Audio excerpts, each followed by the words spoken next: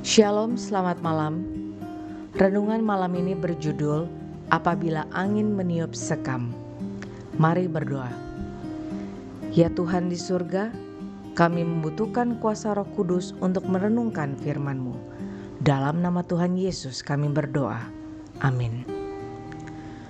Ayat renungan diambil dari Lukas 3 ayat 17. Berbunyi, alat penampis sudah di tangannya untuk membersihkan tempat pengirikannya dan untuk mengumpulkan gandumnya ke dalam lumbungnya. Tetapi debu jerami itu akan dibakarnya dalam api yang tidak terpadamkan. Pada musim menuai di Sahel, para petani membawa pemain-pemain musim ke tempat panen dikumpulkan. Dengan seruling dan pipa dan biola, mereka menyanyikan irama-irama lama untuk pengirik gandum. Orang-orang muda memukul gandum bersama-sama. Gadis-gadis bernyanyi sambil menari-nari menghibur mereka. Nampaklah abu dan sekam mengepul ke atas dari tempat pengirikan mereka. Dan gandum tertimbun tinggi. Jerami ditimbun di satu tempat dan gandum di tempat lain.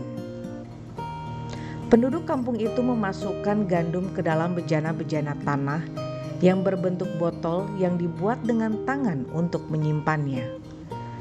Penutup kayu yang dilapis dengan tanah liat membuatnya tetap kering dan menghindarkan kutu. Lalu mereka membakar jeraminya. Firman itu ditulis memberi roh sebagai hati nurani di dunia.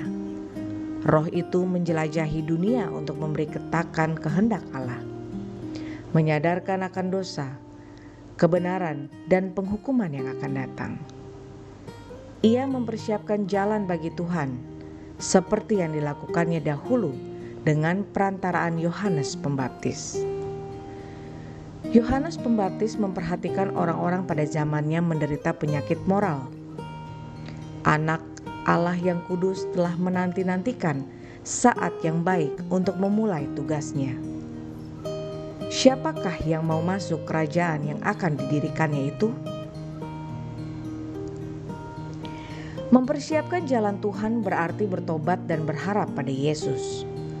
Orang-orang yang bertobat itu akan bagaikan gandum yang memelihara dunia oleh kesaksiannya dan oleh hidupnya yang benar. Karena mereka telah nyaman dalam kerajaan itu, maka api hukuman tidak akan menyentuh mereka. Saudaraku, roh itu menerus menggerakkan hati kita agar kita bertobat, bukan karena satu saat kita adalah jerami dan sebentar lagi menjadi gandum, melainkan ia mencari gandum murni yang penuh dan tanpa bercampur dengan yang hampa. Roh itu mengumpulkan di dalam hidup tiap orang dan membuangkan sekamnya. Itu dilakukan untuk memastikan bahwa kita mempunyai tempat pada penuaian surgawi itu. Ia berjalan mendahului kita ke pengadilan yang akan datang untuk mempersiapkan suatu umat untuk Tuhan. Rohlah yang akan menyukseskan apa yang telah dikerjakan oleh penebus dunia. Dengan roh hati dijadikan suci. Dikutip dari buku Kerinduan Segala Zaman, jilid 1 halaman 308. Mari kita bersatu dalam doa.